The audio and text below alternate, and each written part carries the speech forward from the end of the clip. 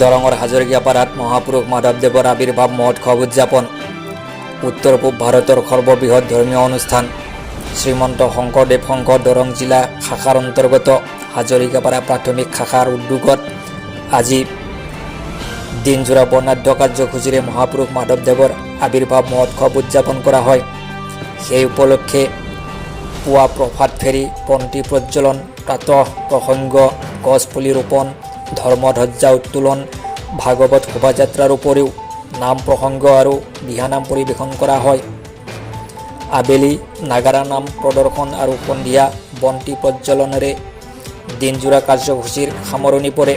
হাজৰিকাপাৰাৰ পৰা মানৱজ্যোতি বৰুৱাৰ সংবাদ। প্ৰপন্ন শিষ্য শ্ৰী মাধৱ গুৰুজনাৰ আজি এই শুভ দিনত তেৰাৰ 535 সংখ্যক আবিৰ্ভাৱ মহোৎসৱ উপলক্ষে শ্ৰীমন্ত শংকৰদেৱ সংঘ দৰং জিলা শাখাৰ অন্তৰ্গত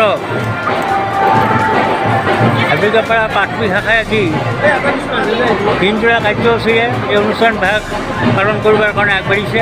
ৰাতিপুৱা 4 বজাৰ পৰাই আমাৰ কাৰ্যসূচী আৰম্ভ হৈছে।